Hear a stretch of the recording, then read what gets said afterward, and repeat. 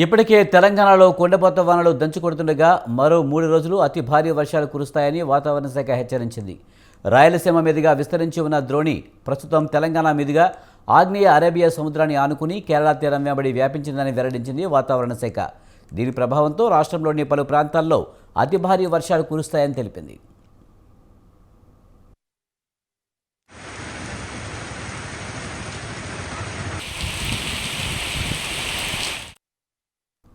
నిజామాబాద్, జగిత్యాల, సిరిసిల్ల, కరీంనగర్, ఆదిలాబాద్, ఆసిఫాబాద్, నిర్మల్, మంచిర్యాల, భూపాలపల్లి, ములుగు, కొత్తగూడెం, జనగామ, భువనగిరి, రంగారెడ్డి, హైదరాబాద్, మేడ్చల్, ఖమ్మం, సూర్యాపేట, వరంగల్ జిల్లాల్లో అతి భారీ వర్షాలు కురుస్తాయని చెప్పింది.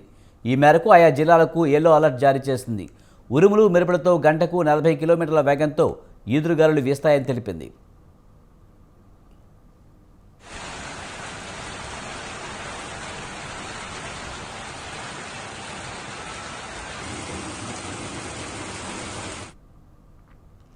ఇప్పటికే రాష్ట్రంలోని పలు ప్రాంతాల్లో వర్షం దంచుకొడుతుంది.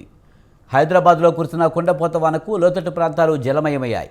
నగరంలోని ప్రధాన ఏరియాల్లో వర్షాలతో భారీగా ట్రాఫిక్ జామ్ అయింది. దీంతో వాహనదారులు తీవ్ర ఇబ్బందులు పడ్డారు. ముఖ్యంగా గచ్చిబౌలి బయోడైవర్సిటీ ఐకియా నుంచి హైటెక్ సిటీ వెళ్లే మార్గంలో వాహనదారులకు ట్రాఫిక్ కష్టాలు తప్పలేదు. అలాగే రంగారెడ్డి జిల్లాలోని వర్షం దంచుకొట్టింది. బండ్లగూడ, జాగీర్ మున్సిపాలిటీలో కురిసిన జోరు వానకు లోతట్టు ప్రాంతాలు చెరువులను తలపిస్తున్నాయి. రోడ్లపైకి మురుగునీరు చేరడంతో కాలినడకన వెళ్లలేని పరిస్థితి నెలకొంది. వైష్ణవి, వయాసిస్, లోనట్ట విలాస్, సిరి ఎంక్లవ్ కాలనీలు మురుగునీరుతో నిండిపోయాయి. చేవెల వెళ్లే రూట్లో భారీగా వరద నీరు చేరడంతో పెద్ద సంఖ్యలో వాహనాలు నిలిచిపోయాయి. దీంతో వాహనదారులు తీవ్ర ఇబ్బంది పడ్డారు.